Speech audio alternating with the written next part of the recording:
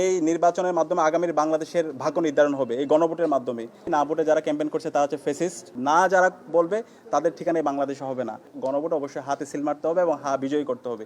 12ই জানুয়ারি যে নির্বাচন হতে যাচ্ছে, এই নির্বাচনটি এটার দিকে সকল নাগরিকরা তাকিয়ে আছে, সারা বিশ্বব্যাপী তাকিয়ে আছে।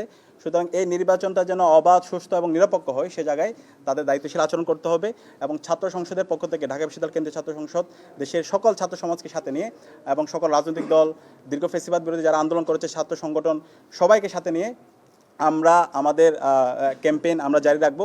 আমরা ইতিমধ্যে আমরা আপনাদেরকে বলেছি এই নির্বাচনের মাধ্যমে আগামীর বাংলাদেশের ভাগ্য নির্ধারণ হবে এই গণভোটের মাধ্যমে। বাংলাদেশ রাষ্ট্রটা কিভাবে চলবে, আমরা যে দীর্ঘদিনের যে সংস্কারের কথা বলছি, আমাদের শহীদরা যে জন্য জীবন দিয়েছে, এই সংস্কারগুলো যদি আমরা বাস্তবায়ন করতে চাই তাহলে আমাদের এই গণভোটে হাকে বিজয় করতে হবে।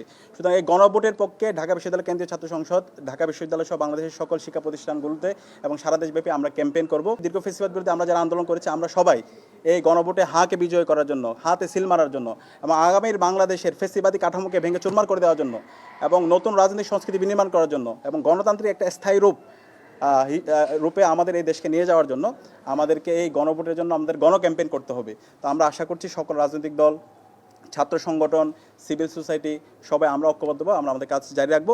না ভোটের ক্যাম্পেইন যারাই করছে, আমরা দেখছি না ভোটে যারা ক্যাম্পেইন করছে তারা হচ্ছে ফেসিস্ট, যারা বাংলাদেশকে সেই আগের পেছনের কাদায় নিয়ে যেতে চায়, বাংলাদেশে আবার সেই পিলকানা ট্র্যাজেডি ঘটাতে চায়, বাংলাদেশে আবার সেই শাপলা ম্যাসাকার করতে চায়, আলেম ওলামাদের হত্যাকাণ্ড চালাতে চায়, আবার সে আইনাগর তৈরি করার মাধ্যমে তারা এখানকার নাগরিকদেরকে গুম করতে চায়, খুন করতে চায়, ক্যাম্পাসগুলোকে সন্ত্রাসের রাজত্ব কায়েম করতে চায়। সুতরাং এই ধরনের নায়ের যারা ক্যাম্পেইন করবে, বাংলাদেশের নাগরিকরা তাদেরকে লাল কার্ড দেখাবে। না যারা বলবে তাদের ঠিকানায় বাংলাদেশ হবে না, তারা বাংলাদেশের সেই ফেসিবাদী কাঠামো। তো আমরা এই জুলাই বিপ্লবে আমাদের শহীদদের আত্মত্যাগ, তাদের মূল স্পিডটা হচ্ছে একটা বৈষম্যহীন ইনসাফভিত্তিক বাংলাদেশ বিনির্মাণ করা, রাষ্ট্র সংস্কার করা। তো এই রাষ্ট্র সংস্কার করার জন্য গণভোট অবশ্যই হাতে সিল মারতে হবে এবং বিজয়ী করতে হবে। এবং সে জায়গায় ফেসিবাদ বিরোধী আমরা যারা আছি, আমরা সবাই আশা করছি ঐক্যবদ্ধভাবে এই ক্যাম্পেইন করে আমাদের রাষ্ট্র সংস্কারের যে প্রক্রিয়া, সেই প্রক্রিয়া আমরা সবাই পরস্পরকে সহযোগিতা করব।